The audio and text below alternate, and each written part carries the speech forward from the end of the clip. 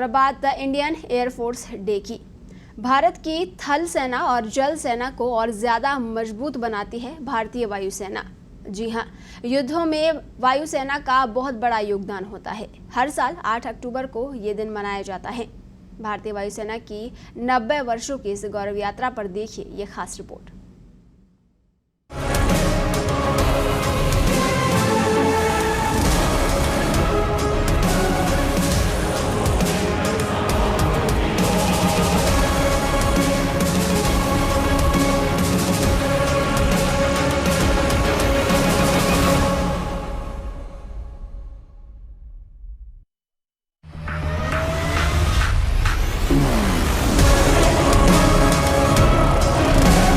वायुसेना दिवस आज।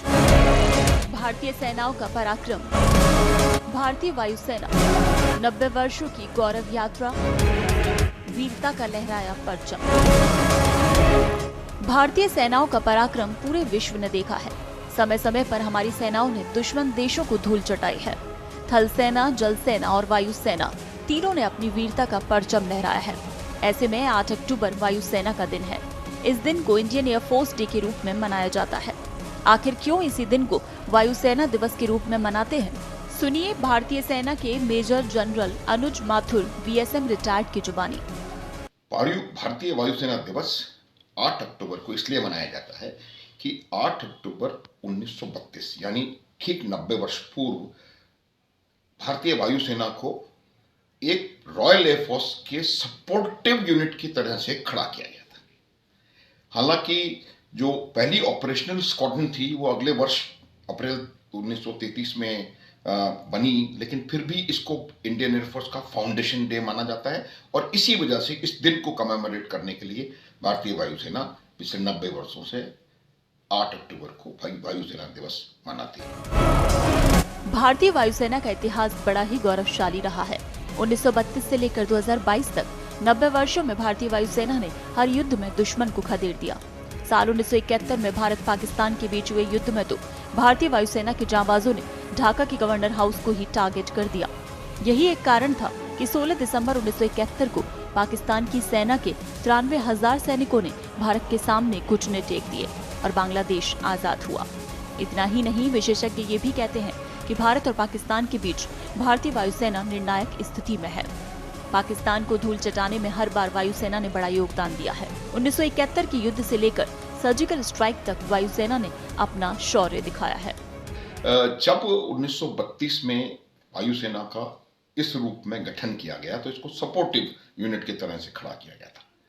उसके बाद जिस तरह से भारतीय वायुसेना ने खास तौर पर बर्मा में दूसरे विश्व युद्ध में काम किया, अराकान्स में और कई जगह पर जापानी ऑफेंसिव को और जापानी एडवांस को ब्लंट करने में पूरी महत्वपूर्ण भूमिका निभाई। वहां पर जंगलों में ट्रुप्स की मेंटेनेंस में बहुत महत्वपूर्ण भूमिका निभाई। तो परसेप्शन जो था अंग्रेजों का बदली हुआ और उसके बाद से इसको सेकेंड वर्ल्ड वॉर के बाद से इसको रॉयल इंडियन एयरफोर्स का दर्जा दिया गया और एक पूरी तरह से एक बहुत बेहतरीन इंडियन एयरफोर्स की तरह से ये काबिज हो गई। भारतीय वायुसेना के इतिहास के साथ ही इसका भविष्य भी बहुत उज्जवल रहने वाला है, क्योंकि मॉडर्नाइजेशन के साथ ही इंडियनाइजेशन भी वायुसेना को पूरी ताकत दे रहा है। राफेल से लेकर स्वदेशी ताकत प्रचंड वायुसेना में शामिल हो चुका है। 1750 से ज्यादा एयरक्राफ्ट वाली हमारी सेना दिन दोगुनी और रात चौगुनी मजबूत हो रही है। एक बहुत जबरदस्त मॉडर्नाइजेशन और इंडिजनाइजेशन ड्राइव हमारे इंडियन एयरफोर्स के लिए चलाई रखी भी है और लाइट कॉम्बैट एयरक्राफ्ट और लाइट कॉम्बैट हेलीकॉप्टर तेजस और प्रचंड ये इंडियन एयरफोर्स में ऑलरेडी इन सर्विस आ गए हैं और वो दिन दूर नहीं है जबकि हम डिपेंडेंट दूसरे देशों के होने के बजाय एक arms and aircraft exporting nation बनेंगे। बहरहाल वे भारतीय वायुसेना की वीरता के कुछ ही किस्से थे। न जाने कितने ही किस्से और कहानियां स्वर्णिम अक्षरों में हमारी सेना ने लिखी है। भारतीय वायुसेना दिवस की सभी देशवासियों को शुभकामनाएं। जय हिंद, जय भारत। श्रीमद् भागवत गीता में 11वें अध्याय में कहा गया है नभः स्पर्शम दीप्तम, जिसका अर्थ है गगन को पूरे गर्व के साथ छूना। और इसी गगन को लगातार गर्व के साथ हमारी भारतीय वायुसेना छू रही है। भारतीय वायुसेना ने 90 वर्ष पूरे कर लिए हैं और ऐसे में उम्मीद है कि आने वाले वर्षों में भारतीय वायुसेना और भी सशक्त होगी। अरविंद पालावत, पत्रिका टीवी, जयपुर।